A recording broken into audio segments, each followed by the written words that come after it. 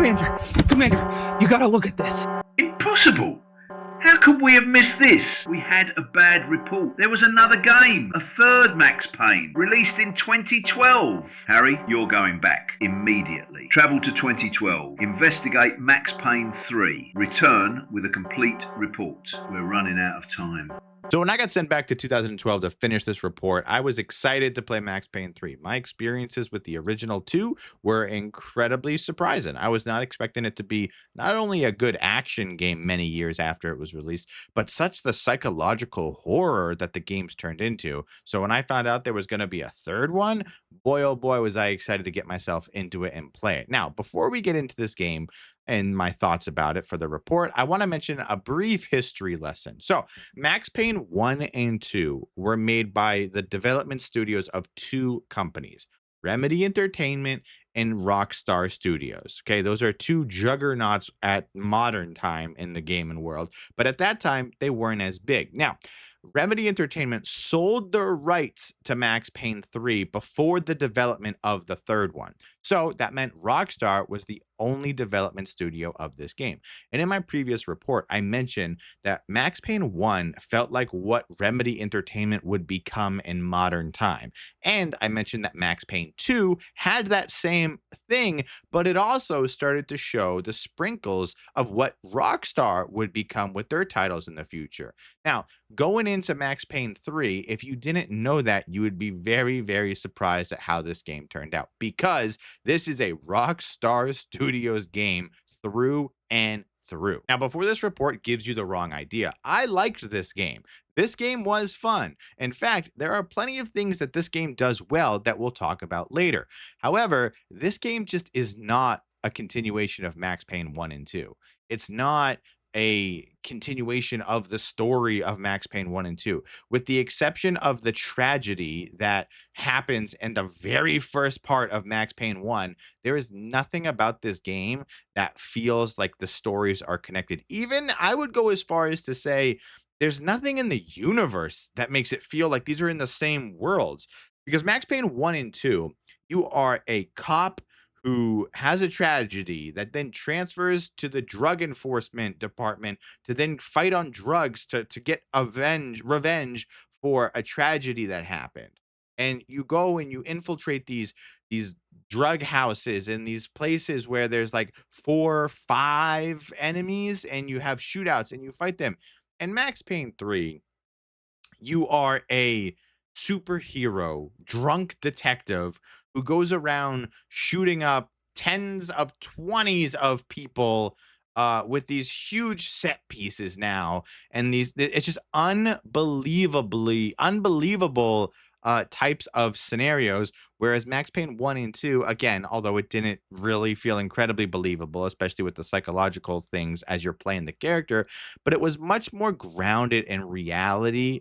And that this third one just feels like they made such a drastic change that there was no reason calling this game Max Payne. Now, in the timeline that you're currently in, which is 2026, I do believe Rockstar Games is the last great AAA studio out there. I think we'll find out at the end of this year if that is going to be true moving forward. But Rockstar has developed and has established themselves as a juggernaut amongst other studios. Now, because of that, one of the things that they've always done very well is create fun gunplay.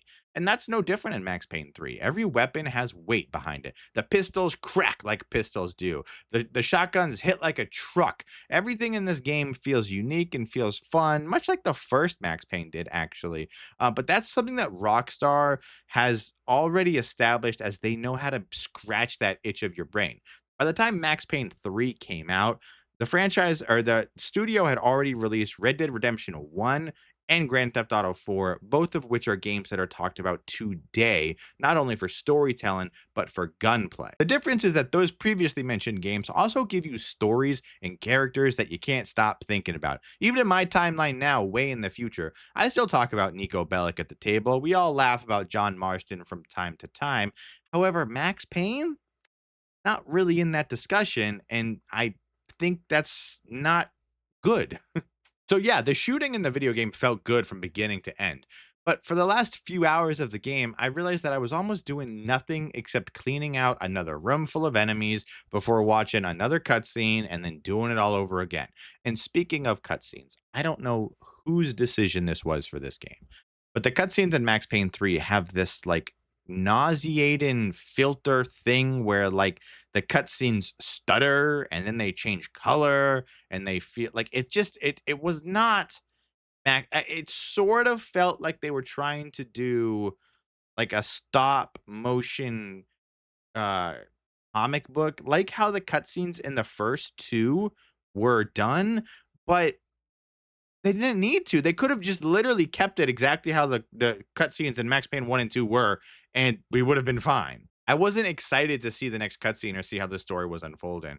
I really was just sort of waiting to get to the next point where I could just shoot the enemies and have my mindlessly dumb fun with the guns. But that's where it starts and stops with the enjoyment for me with this game of mechanics wise, because even the time to kill in this game feels like it was not done well. The enemies in this game, sometimes they take 11 bullets to kill, and sometimes you can literally die in one bullet. Now, I was not playing on some harder difficulty. I believe I was just playing on medium.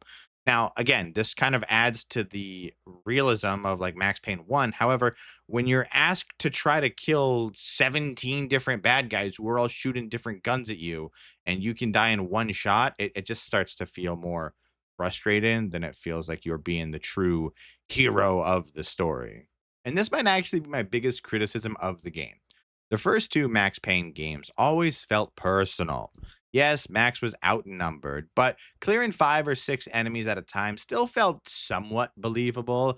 It felt like one broken detective clawing his way towards revenge, really going after the people who ruined him or wronged him, or trying to find who did it and things like that. Max Payne 3 throws that feeling completely out the window. By the end of the game, it feels more like you're just taking on an entire country by yourself.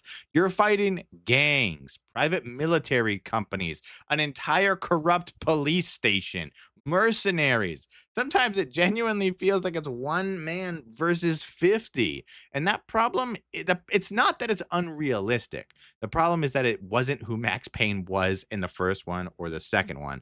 And it doubles down on him not being a very good detective in this one because she's drunk for 99% of the game and they keep shoving it down your throat that Max Payne likes to drink alcohol. Now, in my previous report, I didn't mention much about the story of Max Payne 1 and 2 because if you go into it like me without knowing anything, I do think the story is quite enjoyable and much more replayable than Max Payne 3. So, without spoiling every detail, I do think I want to talk a bit about Max Payne 3 because it loses everything that made the first two games so memorable. The story in Max Payne 1 and 2 were pretty simple. A man loses everything, he hunts down the people responsible, he uncovers conspiracy theories, all while struggling with grief, guilt, and psychological scars left behind. The stories weren't complicated, they were personal. Every mission felt connected to Max Payne's journey.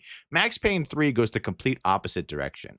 Instead of telling one focused story, it keeps raising the stakes. Kidnapping, corrupt politicians, private military companies, human trafficking, multiple games, corrupt police officers, betrayal, double betrayals. There's so much in this game, and all while you're just one drunk ex detective. And because of that, I genuinely just stopped caring about this game halfway through it.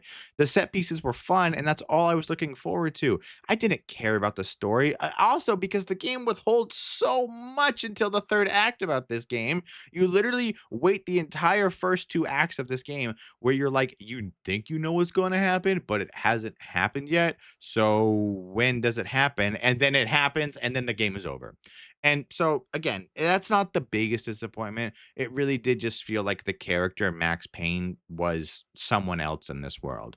The Max Payne we fell in love with the first two games, who was haunted by the murder of his wife and daughter. Everything he did came back to that loss. The reason he drank, the reason he did all this stuff is because of them. And this version of Max Payne, he just drinks because he doesn't enjoy life. Like you never find the reason why he drinks. And then one cutscene at the end of the game, he's like, "Well, now I'm done drinking." So it just felt like there was no redemption arc for the struggling ex-cop who then became an alcoholic. By the time Max does decide to quit drinking, you're already in the third act. And so he starts taking responsibility, he stops drinking, and he becomes the Max that you want the entire game. He begins trying to become a better man, which is what I thought the entire game was going to be about. But it's not. It's at the end of the third act. It's at like the middle of the third act, which is way more than halfway through the game. And before you even start to feel any sorts of redemption for the character, the game is over. And so here I'm going to spoil the ending of Max Payne 3 because I want to talk about something really important here, in my opinion. Max Payne 3 ends with he gets his set off in the sunset reality of he is now living on a beach and he is enjoying his freedom. The bad guys get what they get and he lives happily ever after for himself. For going into the development of this game, if Rockstar knew that Max Payne 3 was going to end the trilogy of the series and it was just going to be the three games, I think it would have been so much better if Max Payne dies at the end of this game. Now, hear me out before you read this report and throw it away and don't think it's a good report. Hear me out. If Max Payne 3 ends with him dying and then he gets sort of buried next to his wife and his daughter, I mean, that's such a good end to the story. If he's just this drunk who hates the fact that he's alone in the world now, then he should have had some sort of self-sacrificing moment at the end of the game to really redeem himself for the 8.5 hours of slop that he was before this moment in the game. And then he could die. And the final shot of the series could be him buried next to his wife and his daughter, who in the very first shot of the series, way back in 2002 or 2001, you can see his wife and his daughter die. I thought that that's really how I thought the game was going to end. And the more I think about that, the more I'm like, that would have been a much better way to end the series.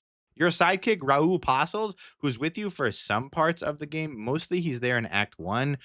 He's a really cool character, and I really enjoyed the scenes with him and Max. He kind of gets Max Payne the new job. He kind of gets him off his feet at the start of the game. But then it turns out later he like double crosses you only to literally come back and save your life the mission after he backstabs you. But it was just disappointing because I was waiting the entire game for him to backstab you. It just didn't seem like it was something that was not going to happen. So when he does, it was a big surprise. Not really, but the surprise was the literal next mission, he saves your life. So I don't know. There was a lot of mess going on in this game, but After finishing my time with Max Payne 3, my recommendation is unfortunately a no. This game is not recommended for people playing in the future. Not because it's a bad game, not because it isn't fun, but every time I play this game and every time I think about recommending this game, I think about another game that already does what this game is trying to do better. If I wanted a Rockstar gunplay experience, I would tell people to play Grand Theft Auto 4 or Red Dead Redemption. If I wanted the Max Payne experience, I'd tell you to go play Max Payne 1 and 2. Those games still feel unique and different than what this game delivered. Max Payne 3, it feels like a Rockstar shooter wearing the name of a series that it no longer understands. Mission complete, Commander. Max Payne 1 and 2, games I'd recommend to almost everyone.